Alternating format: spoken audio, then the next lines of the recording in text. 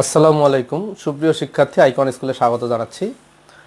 আমরা পদার্থবিজ্ঞান 12 অধ্যায় করছি। 12 অধ্যায়ের 3 নম্বর পর্ব। 3 নম্বর পর্বে আমি এই অধ্যায়ের গাণিতিক সমস্যাগুলো সমাধান করব। যে বিভিন্ন ধরনের গাণিতিক সমস্যা এখানে আছে সবগুলোই সমাধান করব এবং সব ধরনের অঙ্কই এখানে আমরা করব। ভিডিওটা একটু লম্বা হবে। এখানে আমি অলরেডি 6টা অঙ্ক তুলছি। এই 6টা বাদেও পরে এই 6টা যখন শেষ হবে তারপরে আরও কিছু অঙ্ক করব, যাতে একটা ভিডিওতেই এই অধ্যায়ের সকল গাণিতিক সমস্যা চলে আসে। আর আগের প্রথম পর্ব এবং দ্বিতীয় পর্বে আমি বেসিকগুলো আলোচনা করছি। এই অধ্যায়ের যে বেসিক ট্রান্সফরমার, মোটর, তারপরে তোমার জেনারেটর, এই জিনিসগুলো আলোচনা করেছি। তোমরা যারা প্রথম পর্ব এবং দ্বিতীয় পর্ব দেখোনি ওই ভিডিওগুলো আগে দেখে নিবা, তাহলে গাণিতিক সমস্যাগুলো বুঝতে সুবিধা হবে। আর এরপরে আরেকটা পর্ব হবে, সেটা হলো 4 নম্বর পর্ব। ওখানে আমরা সৃজনশীল প্রশ্ন নিয়ে কথা বলবো। যাই হোক, দেখো 1 নম্বরটা দেখো। এখানে যে সূত্রগুলো ব্যবহার হয় দেখো, ভিপি বাই ভিএস সমান NP by NS, VP by VS সমান IS by IP, NP by NS সমান আইএস বাই আইপি। মেনলি এই সূত্রগুলো ব্যবহার করা হয় এবং এগুলো তোমরা জানো। দেখো, VP VS, IP IS, NP NS, এই জিনিসগুলো কি? এটা হইল ভোল্টেজ, মুখ্য কুণ্ডলীর ভোল্টেজ, গৌণ কুণ্ডলীর ভোল্টেজ। মুখ্য কুণ্ডলীর কারেন্ট, গৌণ কুণ্ডলীর কারেন্ট। এইটা হলো মুখ্য কুণ্ডলীর পাক সংখ্যা, এটা হলো গৌণ কুণ্ডলীর পাক সংখ্যা। যাই হোক, এই জিনিসগুলো এখানে আছে। তো আমরা অঙ্কে চলে যাই। খুব সহজ, এই অধ্যায়ের অঙ্কগুলো কিন্তু অনেক সহজ। একটি ট্রান্সফরমারের প্রাইমারি কয়েলের পাক সংখ্যা 50 এবং ভোল্টেজ 210 ভোল্ট। এর সেকেন্ডারি কয়েলের প্যাচ সংখ্যা 100 হলে ভোল্টেজ কত? তাহলে কি কি দেওয়া আছে দেখো, আমি 1 নম্বরটা এখানে করছি। কি কি দেওয়া আছে? প্রাইমারি কয়েলের পাক সংখ্যা 50। প্রাইমারি কয়েলের পাক সংখ্যা মানে এনপি, এটা হলো 50। এবং ভোল্টেজ দেখো মানে হলো ভিপি, ভিপি হলো 210 ভোল্ট। এর সেকেন্ডারি কয়েলের প্যাচ সংখ্যা 100 মানে এনএস, এটা হলো 100। ভোল্টেজ কত মানে সেকেন্ডারি কয়েলের ভোল্টেজ কত মানে ভিএস সমান ওয়াট, এটা বের করতে বলছে। ঠিক আছে, তো দেখো সূত্র, আমাদের সূত্র কোনটা তাহলে লাগবে? দেখো, ভিপি বাই ভিএস সমান এনপি বাই এনএস, এই সূত্রটা লাগবে। তাহলে দেখো আমরা সূত্র লিখবো ভিপি বাই, আমরা জানি ভিপি বাই ভিএস সমান এনপি বাই এনএস। এখান থেকে বের করবো আমরা ভিএস। তাহলে একটা কাজ করে এই দিক দিয়ে আড়াআড়ি গুণ করি। ভিএস সমান কত হচ্ছে? ভিপি গুণ এনএস বাই এনপি, এটা, তাই না? দেখো, আচ্ছা, এটা বুঝতে অনেকের সমস্যা হতে পারে। আমি একটা কাজ করি, এদিক দিয়ে আড়াআড়ি গুণ করলে ভিএস গুণন এনপি সমান ভিপি গুণন এনএস। তাহলে এখান থেকে দেখো ভিএস সমান কত হয়? ভিপি গুণন এনএস বাই এনপি। এখন আমরা মানগুলো বসাই। ভিপির মান কত? 210। এনএস এর মান কত? 100। এনএস এর মান 100 আর হইল এনপি আছে নিচে, এনপির মান হইল 50। তাহলে এটা কাটাকাটি করি, এটা দিয়ে কাটলে 2 হয়, 2 দিয়ে এটাকে গুণ করলে 420। তাহলে ভিএস ইকুয়াল টু, এই দেখো ভিএস ইকুয়াল টু 420, তাহলে এত ভোল্ট হবে। তাহলে বলছে যে সেকেন্ডারি কয়েলে কি পরিমাণ ভোল্টেজ সৃষ্টি হবে? তাহলে সেকেন্ডারি কয়েলের ভোল্টেজ হলো 420 ভোল্ট। 1 নম্বর হয়ে গেল। আমি 2 নম্বরে যাচ্ছি। ও, আমি ভুল করলাম না, ঠিক আছে। 1 নম্বর হইল, এখন আমি 2 নম্বর করবো। দেখো 2 নম্বরটা কি বলছে? একটি ট্রান্সফরমারের প্রাইমারি ও সেকেন্ডারি কয়েলের প্যাচ সংখ্যা 100 ও 200। প্রাইমারি কয়েলের ভোল্টেজ এত হলে সেকেন্ডারি কয়েলে কি পরিমাণ ভোল্টেজ সৃষ্টি হবে? দেখো, প্রাইমারি ও সেকেন্ডারি কয়েলের প্যাচ সংখ্যা, এটা হলো প্রাইমারি কয়েলের প্যাচ সংখ্যা মানে এনপি 100, আর সেকেন্ডারি কয়েলের প্যাচ সংখ্যা হলো এনএস, এটা হলো 200। আর প্রাইমারি কয়েলের ভোল্টেজ এটা মানে ভিপি হলো 220 ভোল্ট। সেকেন্ডারি কয়েলের ভোল্টেজ বের করতে বলছে ভিএস সমান ওয়াট। ব্যাস, তাহলে আমরা কি সূত্র লিখবো? আমরা জানি ভিপি বাই ভিএস সমান এনপি বাই এনএস। তো আমরা ভিএস বের করবো, এদিক দিয়ে গুণ করি। ভিএস গুণন এনপি সমান ভিপি গুণন এনএস। তো এখান থেকে আমরা ভিএস সমান কত হবে, ভিপি গুণন এনএস বাই এনপি।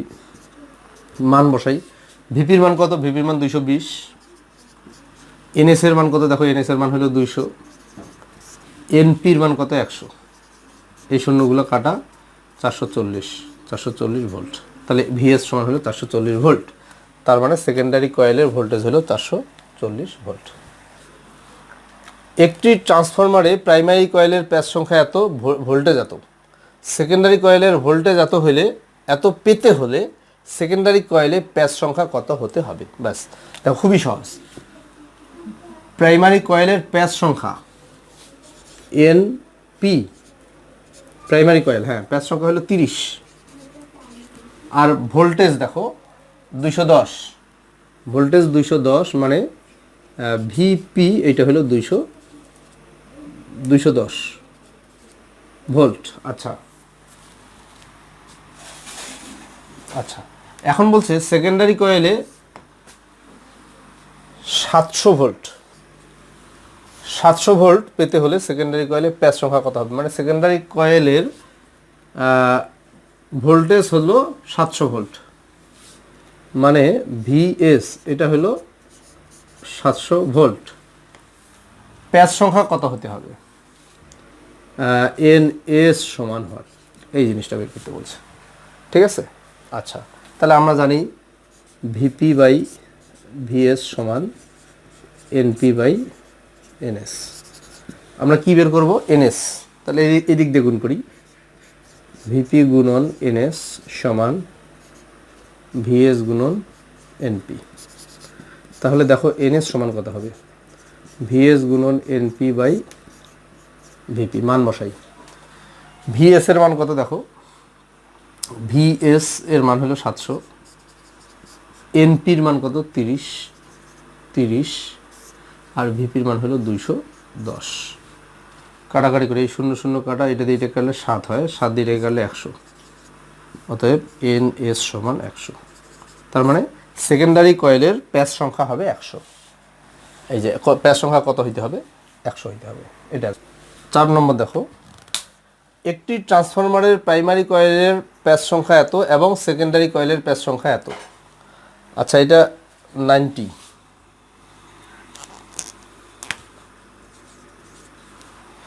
সেকেন্ডারি কয়েলের বিদ্যুৎ প্রবাহ এত হলে প্রাইমারি কয়েলের বিদ্যুৎ প্রবাহ কত। দেখো প্রাইমারি কয়েলের প্যাচ সংখ্যা এটা, মানে এন এস সমান হইল 15, আর সেকেন্ডারি কয়েলের প্যাচ সংখ্যা, এটা এনপি, আর এন এস সেকেন্ডারি কয়েল হলো এন এস, এর প্যাচ সংখ্যা হলো 90। সেকেন্ডারি কয়েলের বিদ্যুৎ প্রবাহ এটা, সেকেন্ডারি কয়েলের বিদ্যুৎ প্রবাহ আইএস হইল 0.83 অ্যাম্পিয়ার। প্রাইমারি কয়েলের বিদ্যুৎ প্রবাহ কত, আইপি ইকুয়াল টু 100। এটা বাই করতে বলছে। তাহলে আমরা সূত্র লিখি, এনএস বাই এনপি সমান আইপি বাই আইএস। দেখো এই সূত্রটা মনে রাখবা কিভাবে, যে পি উপরে হবে না নিচে হবে। যখনই আই থাকবে, সূত্রের মধ্যে আই থাকবে, তড়িৎ প্রবাহ থাকবে, তখন দেখো এখানে এস এন এস উপরে আছে, এখানে আইএসটা নিচে যাবে। আর আই না থাকলে কিন্তু সিমিলার হবে, এটা শুধু মনে রাখবা। যাই হোক, আমরা আইপি বের করবো, আইপিটা এখানে আছে, আর গুণ করি দিক দিয়ে। তাহলে আইপি গুণন এনপি সমান এনএস গুণন আইএস। তাহলে এখান থেকে আইপি সমান কত হয়, এনএস গুণন আইএস বাই এনপি। আমরা মানগুলো বসাই, এনএস এর মান কত 90, আইএস এর মান কত 0.83, আর এনপির মান কত, দেখো এনপির মান হলো 15। আচ্ছা দেখো, এখন এটা আমরা ক্যালকুলেশন করব। এটা দিয়ে এটাকে গুণ করলে, কাটাকাটি করলে 6 হয়, 6 দিয়ে এটাকে আমরা গুণ করি। আচ্ছা, গুণ করলে হয় 4.98, 4.98 আইপি সমান। তাহলে আই তো কারেন্টের একক হলো অ্যাম্পিয়ার, এত অ্যাম্পিয়ার। তার মানে প্রাইমারি কয়েলের বিদ্যুৎ প্রবাহ হলো এত অ্যাম্পিয়ার। আচ্ছা, তারপরে আমরা চলে যাব 5 নম্বরে। দেখো এখন আমরা 5 নম্বরটা করব। 5 নম্বরটা কি বলছে, একটি ট্রান্সফরমারের মুখ্য কুণ্ডলীর ভোল্টেজ এত এবং প্রবাহ এত হলে গৌণকুণ্ডলীতে প্রবাহ এত পাওয়া যায়। গৌণকুণ্ডলীর ভোল্টেজ নির্ণয় করতে বলছে। তো যাই হোক, যেগুলো দেওয়া আছে লিখি আমরা। মুখ্য কুণ্ডলীর ভোল্টেজ হইল এটা, মানে ভিপি। ভিপি হইল 450 ভোল্ট এবং প্রবাহ দেখো আইপি, এটা হইল 1.5 অ্যাম্পিয়ার। গৌণকুণ্ডলীর প্রবাহ এটা, গৌণকুণ্ডলীর প্রবাহ মানে আইএস। আইএস দেওয়া আছে হলো 6.15 অ্যাম্পিয়ার। গৌণকুণ্ডলীর ভোল্টেজ কত? গৌণকুণ্ডলীর ভোল্টেজ মানে ভিএস ইকুয়াল টু ভাট। তো আমরা লিখব VP by VS. VP by VS সমান আইএস বাই আইপি, এটা হলো সূত্র। তো আমরা ভিএস বের করব, তো এই দিক দিয়ে গুণ করি। ভিএস গুণন আইএস সমান ভিপি গুণন আইপি। তারপরে এখান থেকে ভিএস সমান কত হয়? ভিএস সমান ভিপি গুণন আইপি বাই আইএস। তাহলে ভিএস সমান কত হচ্ছে? মানগুলো বসাই। ভিপির মান কত? ভিপির মান হলো 450, আইপির মান হলো 1.5 অ্যাম্পিয়ার, আইএস এর মান হলো 6.15। এখন এটা আমরা ক্যালকুলেটরে করি।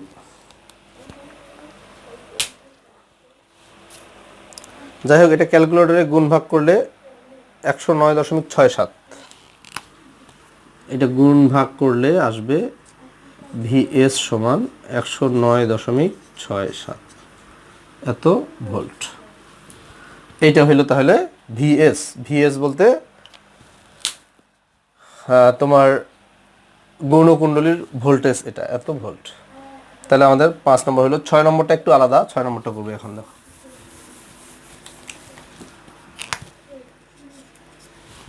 6 নম্বর কি বলছে? একটি আরোহী ট্রান্সফরমারে এত ভোল্ট সরবরাহ করে এত অ্যাম্পিয়ার বিদ্যুৎ প্রবাহ পাওয়া যায়। এর প্রাইমারি ও সেকেন্ডারি কয়েলের প্যাচ সংখ্যার অনুপাত 1:20। সেকেন্ডারি কয়েলে সৃষ্ট ভোল্টেজ, প্রাইমারি কয়েলের বিদ্যুৎ প্রবাহ মাত্রা এবং ট্রান্সফরমারের বহি ক্ষমতা নির্ণয় করো। মানে 3টা জিনিস বের করতে বলছে। প্রথমে বলছে সেকেন্ডারি কয়েলের সৃষ্ট ভোল্টেজ, সৃষ্ট ভোল্টেজ, প্রাইমারি কয়েলের বিদ্যুৎ প্রবাহ এবং ট্রান্সফরমারের বহি ক্ষমতা। বহি ক্ষমতা বলতে যেটা বের হয়ে যাচ্ছে, মানে আউটপুট পাচ্ছে, সেটার ক্ষমতাটা বের করতে বলছে। আচ্ছা, যাই হোক, তো আমরা কি কি দেওয়া আছে আগে লিখি। এত ভোল্ট সরবরাহ করে এত অ্যাম্পিয়ার বিদ্যুৎ প্রবাহ পাওয়া যায়। তার মানে এই এত ভোল্ট সরবরাহ করা হয় কিন্তু মুখ্য কুণ্ডলী দিয়ে। একটা জিনিস খেয়াল রাখো, বিদ্যুৎ সরবরাহ করা হয় কিন্তু মুখ্য কুণ্ডলী দিয়ে। প্রাইমারি কয়েলের ভোল্টেজ মানে ভিপি সমান হলে 100 ভোল্ট। আচ্ছা, এত অ্যাম্পিয়ার বিদ্যুৎ প্রবাহ পাওয়া যায়, এটা কিন্তু আউটপুটে পাওয়া যাচ্ছে। এই বিদ্যুৎ প্রবাহটা কিন্তু তোমার সেকেন্ডারি কয়েলের। এত অ্যাম্পিয়ার বিদ্যুৎ প্রবাহ পাওয়া যায়, মানে এটা কিন্তু আউটপুটে পাওয়া যাচ্ছে। এটা হলো সেকেন্ডারি কয়েলের তোমার বিদ্যুৎ প্রবাহ। তার মানে আই এস সমান 2 অ্যাম্পিয়ার। আচ্ছা, প্রাইমারি ও সেকেন্ডারি কয়েলের প্যাচ সংখ্যার অনুপাত 1:20। মানে প্যাচ সংখ্যা, প্রাইমারি কয়েল হইল এনপি আর এনএস, এদের প্যাচ সংখ্যার অনুপাত হলো 1:20। তো এটাকে আমি এইভাবে লিখতে পারি, এনপি বাই এনএস, ভগ্নাংশ বানাইতে পারি 1/20। আচ্ছা, এটাকে যদি উল্টায় লিখি, এনএস উপরে এনপি নিচে, 20/1 মানে 20, ডাইরেক্ট 20 লেখা যায়। মানে এটা এভাবেও লেখা যাবে, এভাবেও লেখা যাবে। আমরা অঙ্ক করার সময় যেভাবে মানটা প্রয়োজন হবে সেভাবে ব্যবহার করব। তো কি কি বের করতে বলছে? সেকেন্ডারি কয়েলের সৃষ্ট ভোল্টেজ মানে ভিএস ইকুয়াল টু হোয়াট, এটা বের করতে বলছে।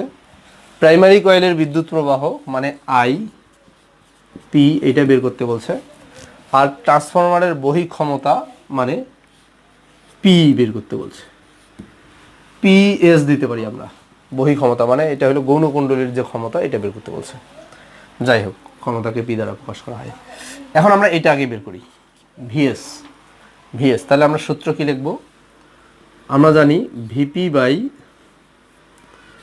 ভিপি বাই ভিএস সমান NP by NS. VP by VS এখানে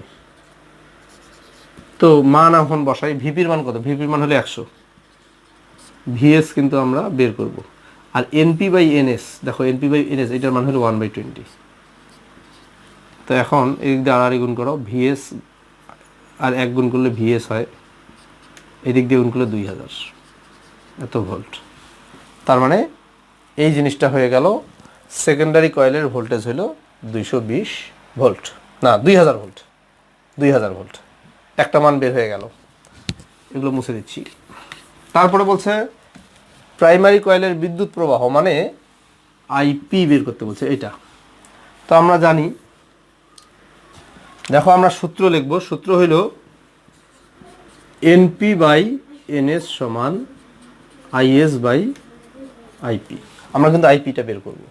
তো এনপি বাই এনএস এটার পরিবর্তে আমি লিখতে পারি 1/20, 1/20।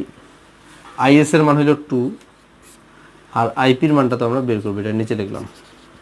এদিক দিয়ে আর গুণ করো আইপি, এটা 1 দিয়ে গুণ করলে আইপি হবে, এদিক দিয়ে গুণ করলে 40 অ্যাম্পিয়ার। তার মানে আমরা পেয়ে গেলাম মুখ্য কুণ্ডলীর মানে প্রাইমারি কুণ্ডলীর কারেন্ট, বিদ্যুৎ প্রবাহ, হ্যাঁ বিদ্যুৎ প্রবাহ মাত্রা পেয়ে গেলাম 40 অ্যাম্পিয়ার। আর ট্রান্সফরমারের বহি ক্ষমতা বলতে কি বোঝাচ্ছে? আচ্ছা এই জিনিসটাও আমি লিখে রাখি, যেটা আমি বের করলাম এখন যেটা বের করলাম এটা হলো 40 অ্যাম্পিয়ার। আচ্ছা এটা লিখে রাখলাম।